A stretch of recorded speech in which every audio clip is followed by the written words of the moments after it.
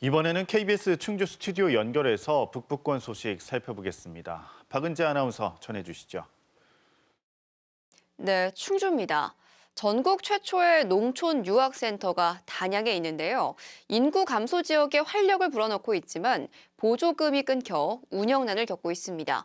지역 차원의 관련 조례안 추진도 무산돼 해법 찾기가 쉽지 않은 상황입니다. 보도에 송국회 기자입니다. 단양군 가곡면에 들어선 전국 최초의 농촌 유학센터. 해마다 평균 40명이 넘던 유학생은 올해 초 33명으로 지금은 24명까지 줄었습니다. 올해부터 국비 7억 5천만 원을 비롯한 예산 15억 원이 모두 끊기면서 운영난 속에 일부 수업 폐지와 교사 사직이 잇따라섭니다. 학부모들은 유학비까지 올려가며 운영비 일부를 보태고 있는 상황. 10만 원씩 유학비를 인상하는 것으로 뜻을 모았습니다. 일부 다른 지자체들은 자체 예산으로 지원할 수 있는 근거를 마련하고 있지만 단양군의 상황은 그렇지 못합니다. 농촌 유학 지원 조례안은 형평성 문제로 검토 단계에서 무산됐습니다. 충청북도의 내년 예산안 반영도 건의했지만 국비 지원 근거가 없어 매칭할 지방비는 아예 반영되지도 못했습니다. 어려움을 잘 알고 있고요. 그래서 저희들이 충청북도나 또 농림축산식품부에 여러 차례 또 건의 드린 바가 있습니다. 아직까지 이번엔 안 됐다는 이런 연락을 받았습니다. 이런 가운데 지방 소멸 대응기금 투입이 대안의 하나로 제시됩니다.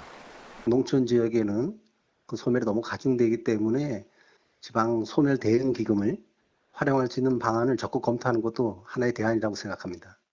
단양군 의회는 생활 인구 확보를 위해 의원 발의로 농촌 유학 지원 조례안 추진을 검토하겠다고 밝혔습니다. KBS 뉴스 송국혜입니다. 다음 소식입니다. 요즘 고금리와 고물가 등으로 경제가 침체가 심화되고 있는데요. 충주시가 침체된 지역 경제 활성화를 위해서 재정을 신속하게 집행하기로 했습니다.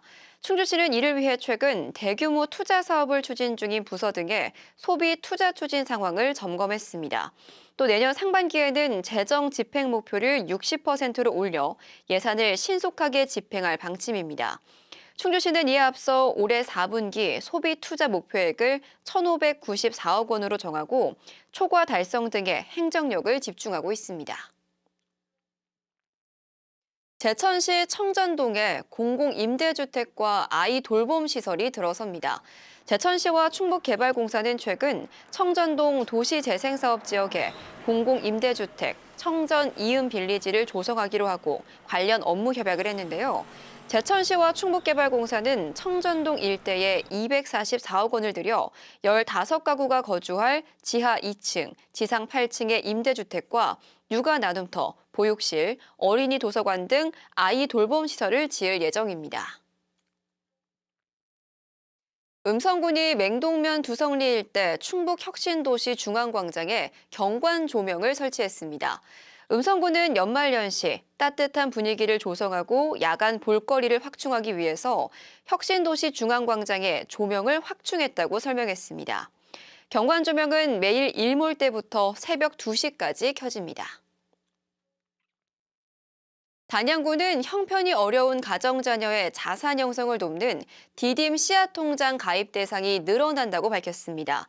기초생활수급 가구와 시설 입소, 가정위탁 아동에서 차상위 계층까지 가입 대상이 확대되는데요. 단양군은 이럴 경우 지역 아동 200여 명이 혜택을 보게 된다고 설명했습니다.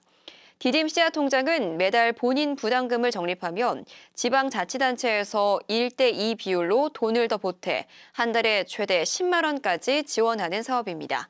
지금까지 충주에서 전해드렸습니다.